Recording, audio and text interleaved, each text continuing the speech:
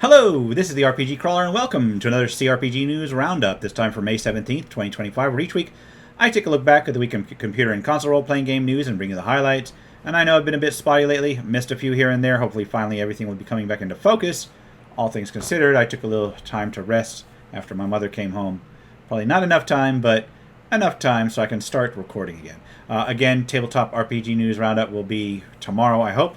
With that, let's start with announcements and upcoming titles. Kingdom Hearts Missing Link has been cancelled. It was to be a GPS-based mobile title utilizing the Kingdom Hearts property, and it looks like they are still working on future incarnations of the series, so there is that. Dragon is Dead is set to release from early access to full access on June 6th. An action roguelite with a 2D side-scrolling look. It has been in early access for about a year and will release with the final region and boss, as well as some new gear and enemies, a new character, an item upgrade system, and difficulty levels.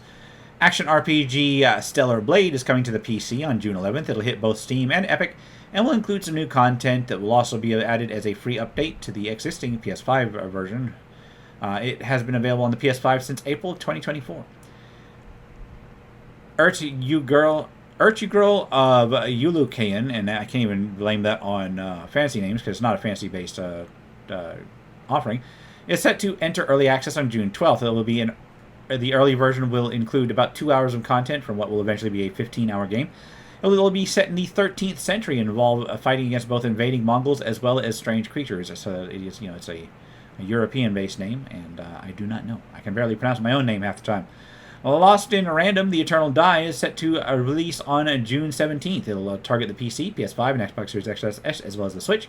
It follows a queen with her companion Die, basically a single dice, facing off against creatures in an action roguelite style. Also slated for June is called Shuffled Tactics. It's set to come out on June 24th for the PC. It'll be a tactical deck builder set in a medieval realm that has been cursed after the king tried to resurrect his dead wife. Persona 5, The Phantom X, is looking to hit PC and mobile platforms on June 26th. Set in the same Tokyo as Persona 5, it'll follow a different set of characters and a new story with a mix of dungeon crawling and social sim, as the series is known for. Directorate Novitiate has set to come out sometime this summer. It looks like it'll be an action game with RPG elements, I assume, which deals with an enforcer who battles various supernatural syndicates in an early 2000s-era LA.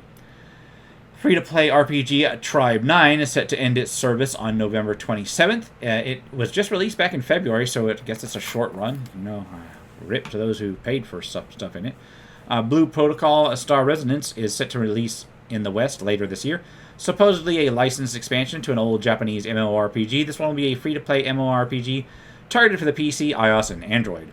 Then there's Silver Palace, which will be an open-world action RPG / gacha-style game for PC, iOS, and Android, announced for future release.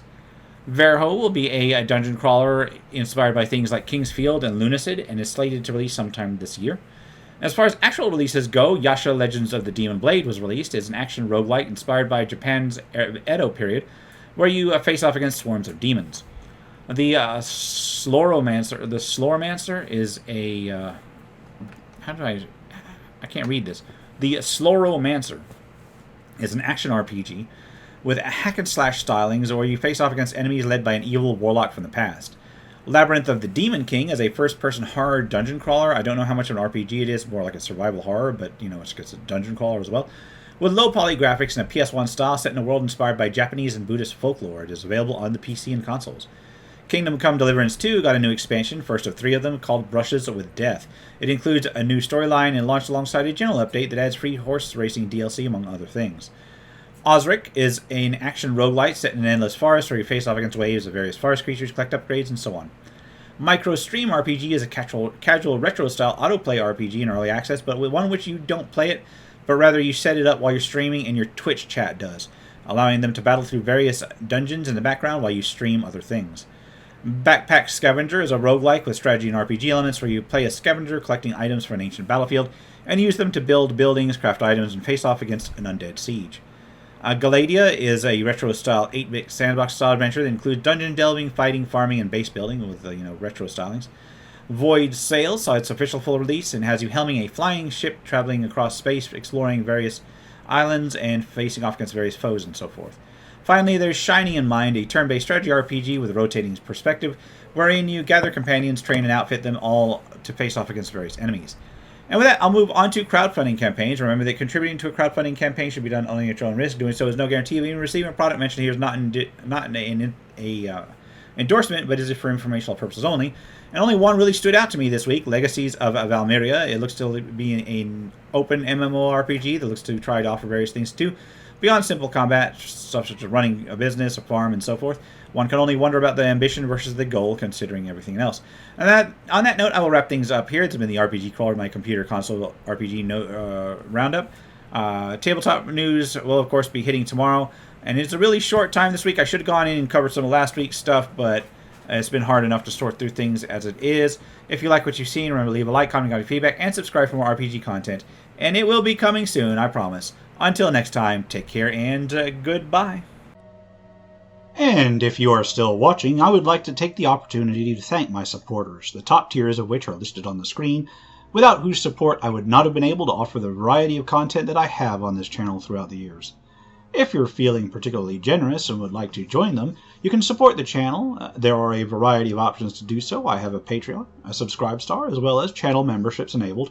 If you are not in a position to contribute, simply leaving a like, a comment, or sharing my videos are all wonderful ways to help the channel grow without spending a dime, and are all greatly appreciated.